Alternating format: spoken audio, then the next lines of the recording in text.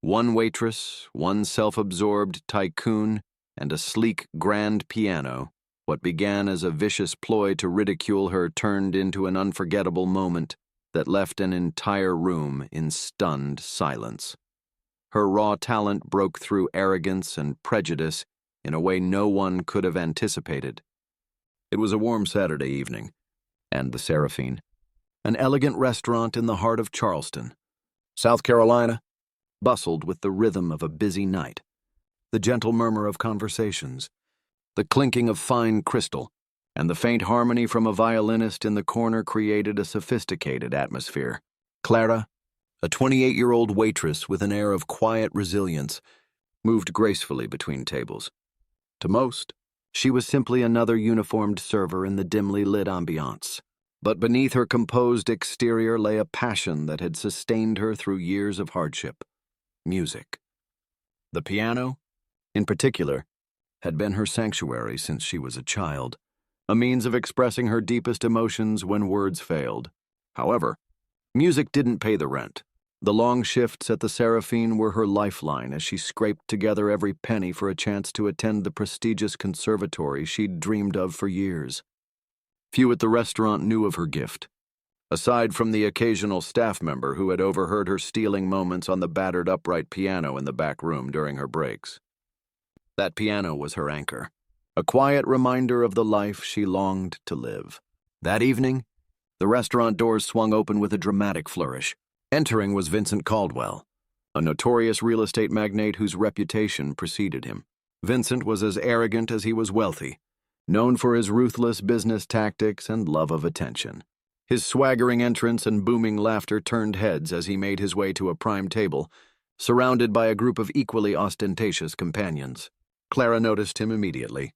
Vincent's reputation for humiliating those he deemed beneath him had reached nearly mythical proportions.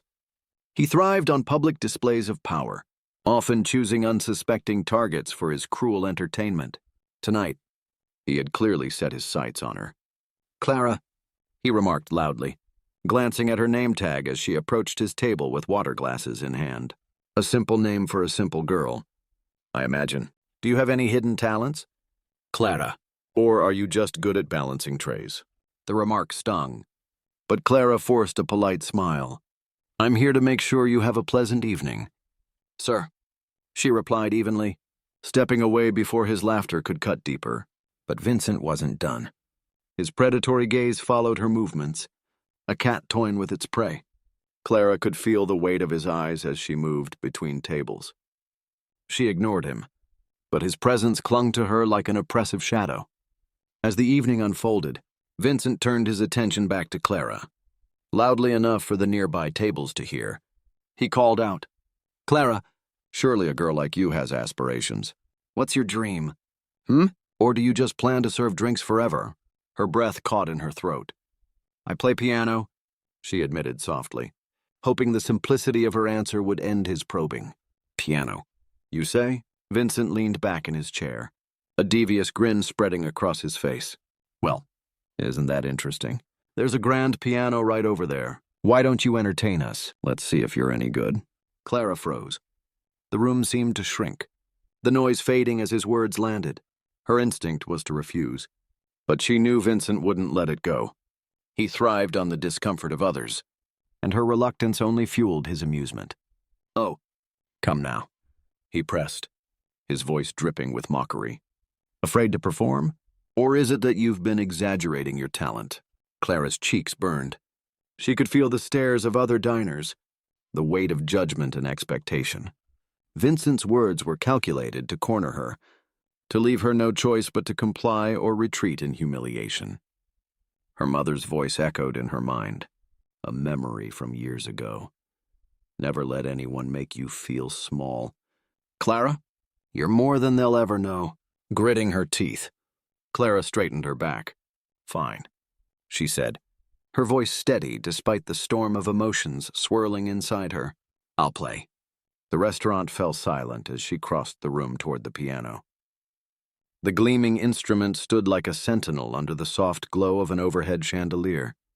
Clara's steps were deliberate, though her heart raced with anxiety. She slid onto the bench, her fingers brushing the polished keys as if reacquainting herself with an old friend. Behind her, Vincent leaned back with an air of smug satisfaction, certain that he had orchestrated another victory. Clara closed her eyes, inhaling deeply. She blocked out the noise, the stares, and the oppressive weight of Vincent's mockery. All that mattered now was the music. The first notes were soft, almost tentative, as she began to play. She chose Chopin's Nocturne in E-flat major, a piece that had always been her refuge. The melody unfurled like a story, delicate and haunting, filling the room with a richness that words could never capture. As her confidence grew, the music swelled, and her fingers danced across the keys with a passion that spoke volumes. The atmosphere shifted. What had begun as an attempt to humiliate her transformed into something extraordinary. The diners were captivated, their conversations forgotten as Clara's performance demanded their full attention. Even Vincent, who had initially chuckled dismissively, fell silent. The arrogance in his posture dissolved, replaced by something resembling awe. Each note carried Clara's story, the struggles, the sacrifices, the dreams she had buried but never abandoned. The restaurant wasn't just hearing music. They were witnessing the raw, unfiltered soul of an artist. By the time she struck the final chord, the room was utterly still. For a moment, there was only silence. Then, like a dam breaking, applause erupted, loud and thunderous. Diners rose to their feet, their cheers filling the space with a warmth Clara had never experienced. Her colleagues joined in, their pride evident in their wide smiles. Vincent, however, remained seated, his expression unreadable. The smirk that had been his trademark was gone, replaced by a tight-lipped grimace. He clapped slowly, the sound hollow against the roaring applause. Clara stood from the bench, her hands trembling but her head held high. She met Vincent's gaze, her eyes steady and unflinching. "Everyone has a gift," she said quietly, her words cutting through the noise like a blade. "It's how you use it that defines you." Vincent looked away, his confidence shattered. He had set the stage for a mockery, but Clara had claimed it as her triumph. As Clara stepped away from the piano, the applause slowly subsided, leaving behind a charged silence. The weight of what had just happened hung in the air, unspoken but undeniable. Clara's colleagues greeted her with quiet nods of respect and supportive smiles. She could feel the shift in how they looked at her, not as a waitress but as someone who had just commanded a room in a way few could. She returned to her station, her steps more deliberate, her shoulders squared. Vincent's table had grown eerily quiet, his entourage subdued. The loud bravado and laughter that had characterized their corner of the restaurant had vanished, replaced by a palpable tension. Clara felt their eyes on her but chose not to acknowledge them. She wasn't playing their game anymore. "Excuse me," a voice interrupted her thoughts. She turned to see an older woman standing nearby, her expression warm but deeply moved. "I just wanted to say that was extraordinary. I've never heard anything like it. You have a gift." "Thank you," Clara replied softly, her chest swelling with gratitude. It wasn't the first compliment she'd received in her life, but this one felt different. It felt earned, rooted in something far deeper than mere politeness. One by one, other diners began to approach her, offering words of admiration and encouragement. "You were incredible," a middle-aged man said as she refilled his glass. "Don't let anyone tell you otherwise," another woman added. "You have something special. Don't waste it." These words were more than kindness. They were affirmations, validating everything Clara had fought to believe about herself.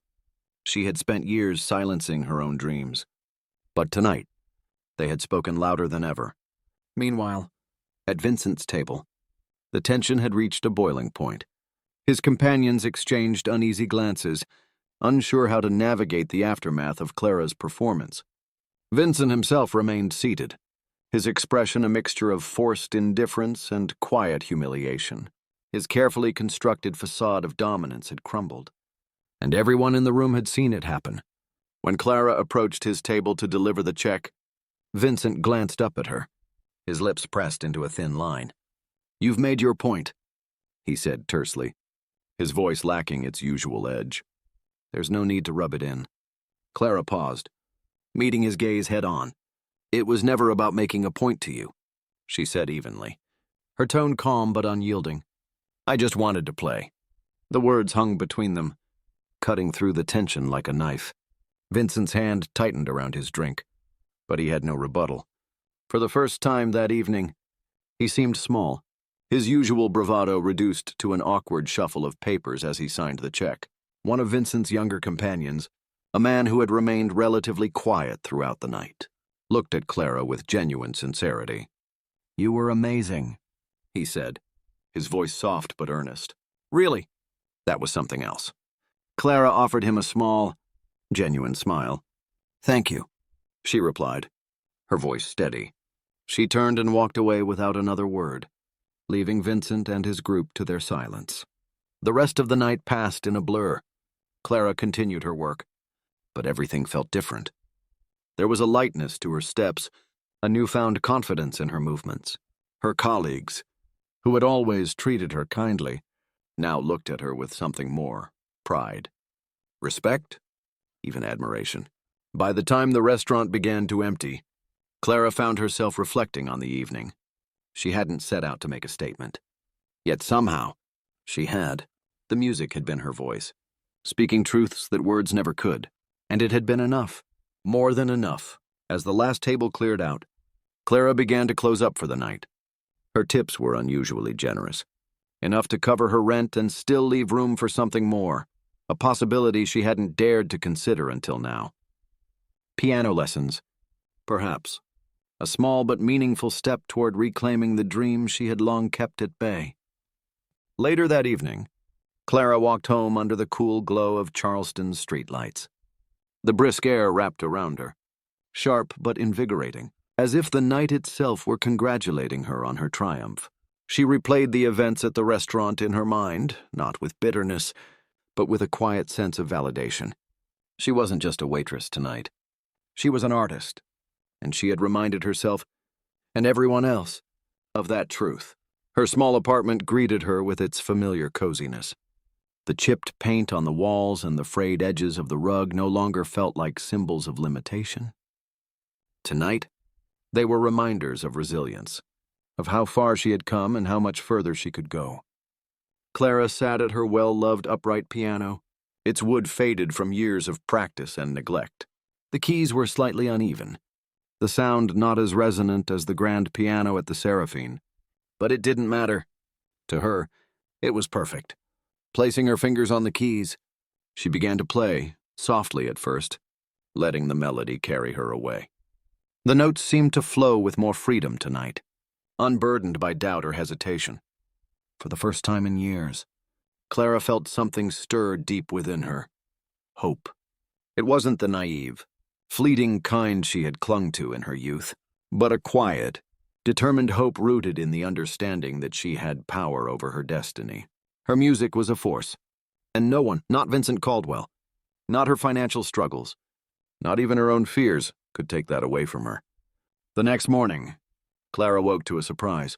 As she checked her phone, she saw a flurry of notifications, messages from friends and coworkers, and even a few from unknown numbers. Word of her performance had spread quickly. A regular diner at the Seraphine had recorded her playing and shared it online, where it was already gaining attention. Clara's heart raced as she watched the video. The camera wasn't perfect. The angles were shaky, and the audio captured the clinking of silverware and faint murmurs of the audience. But the essence of her performance was undeniable. The haunting melody of Chopin's Nocturne soared through the recording, accompanied by a caption that read, "This waitress shut down an arrogant tycoon with pure talent. Watch until the end. You won't regret it." The video had already amassed thousands of views and comments. Strangers wrote things like, "This gave me chills," and "She's incredible, someone get her a record deal." Others shared their disdain for Vincent's behavior, calling him out as a symbol of elitism and entitlement. But it wasn't the viral attention that struck Clara the most. It was the direct messages from people who saw themselves in her. Messages like, "I gave up my art years ago because I didn't think I was good enough. Thank you for inspiring me to try again." And, "I've been scared to follow my dreams, but seeing you stand up for yourself gives me hope." One message stood out among the rest. It was from a man named Jeremy Carrington, a music producer based in Nashville. He had been dining at the Seraphine that night and witnessed her performance firsthand. Clara. The message read, "I was at the restaurant last night, and your performance moved me deeply. I'd like to help you take the next step in your musical journey. It's not a guaranteed record deal. But if you're interested, I'd love to work with you on a demo. Let me know if you're interested." Clara's breath caught. She read the message twice, then a third time, trying to process what it meant. This wasn't an empty promise or a shot in the dark. It was a real opportunity, offered by someone who had seen her talent and believed in it. But with the opportunity came fear. Could she really do this? Could she afford to take time away from her job to pursue a dream that had felt unreachable for so long? She thought back to the moment she sat at the grand piano, the way the music had poured out of her, unfiltered and raw, the way the room had fallen silent, captivated by something she had always considered hers alone. That feeling, that power, was worth the risk. Clara typed her response carefully, her hands trembling slightly as she hit send. "Thank you. Jeremy, I'd love to work on a demo with you. Please let me know how we can move forward." The following weeks were a whirlwind. Clara balanced her shifts at the Seraphine with late-night practice sessions and meetings with Jeremy. The first time she stepped into a recording studio, she felt a mix of excitement and disbelief. The space was professional yet inviting, a far cry from the cramped living room where she had spent countless hours playing her old piano. Jeremy was patient and encouraging, helping her refine her technique and bring her compositions to life. He saw something in Clara that she had long struggled to see in herself, a brilliance that went beyond skill, rooted in authenticity and raw emotion. The demo they created was a collection of Clara's favorite pieces, each one a testament to her journey. There were classical renditions that spoke to her roots, as well as original compositions that carried the weight of her experiences. When the final track was recorded, Jeremy handed her the master file with a smile. "This is just the beginning," he said. For Clara, it was more than that. It was a reclamation, a statement that her talent, her voice, and her dreams mattered. She wasn't just a waitress with a hidden gift. She was an artist with a story worth telling. As the weeks turned into months, Clara's demo began to gain traction. Jeremy shared it with his contacts in the music industry, and though responses were slow at first, they were overwhelmingly positive. One notable email came from a boutique classical music label based in New York, expressing interest in her unique blend of classical mastery and heartfelt expression. "You've got something special here?" Jeremy told her over coffee one afternoon. "It's not just the music, it's your story. People connect with authenticity, and you've got that in spades." Despite the positive feedback, Clara faced the daunting reality of juggling her growing musical aspirations with the demands of her job. The Seraphine had been her financial lifeline, and stepping away felt risky. Yet, every night when she returned to her piano, she was reminded of why she couldn't let this opportunity slip away. One day, a breakthrough came in the form of an invitation. A prestigious concert hall in Charleston was hosting a local talent showcase, and Clara had been recommended by one of the label executives who had heard her demo. It was a chance to perform on a stage she had only dreamed of, alongside other rising stars. The thought of stepping into the spotlight terrified Clara, but the memory of her night at the Seraphine gave her strength. If she could face down Vincent Caldwell and his cutting mockery, she could face anything. The evening of the showcase arrived quickly. Clara stood backstage, her heart pounding as she listened to the muffled applause for the performer before her. She wore a simple yet elegant dress, a gift from one of her co-workers who had been a quiet champion of her dreams since that fateful night at the restaurant. Jeremy appeared at her side, his presence a steadying force. "Remember why you're here," he said. "You've got nothing to prove. Just let them see the real you." Clara nodded, taking a deep breath as her name was announced. The applause was polite as she stepped onto the stage, the audience curious but reserved.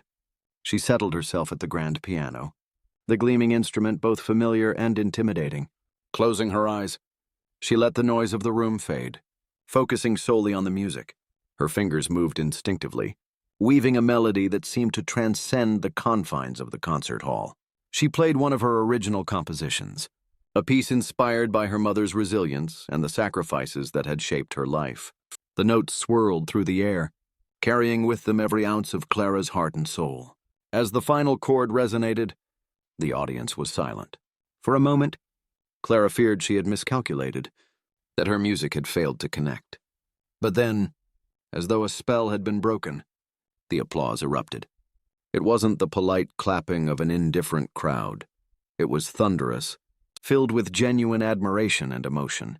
Clara stood and took a bow, her hands trembling but her smile steady. The spotlight felt less daunting now, less like an interrogation and more like an embrace. For the first time, she saw herself as she truly was, not just a dreamer, but a doer, someone who had dared to share her gift with the world. Backstage, Clara was approached by several people, including a representative from the label that had expressed interest in her demo. "You've got incredible potential," the woman said, her voice brimming with enthusiasm. "We'd love to sign you for a small tour. Nothing too overwhelming. A chance to build your audience and share your music with more people." The offer left Clara stunned. She had never imagined her life moving in this direction so quickly. She glanced at Jeremy, who nodded encouragingly. "This is your time, Clara," he said. "Say yes." And she did. Over the next year, Clara's life transformed in ways she had never thought possible.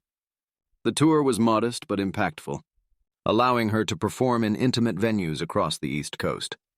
Each performance brought new fans, new opportunities, and a growing sense of purpose. Her story also gained traction, with local newspapers and blogs picking up on the tale of the waitress turned pianist. The video from the Seraphine continued to circulate online, serving as both a testament to her resilience and a rallying cry for anyone chasing their own dreams. Clara remained grounded through it all, often returning to Charleston between performances to visit her friends and co-workers at the Seraphine. The restaurant had become a symbol of where her journey had begun, and she never forgot the support she had received from those who had believed in her.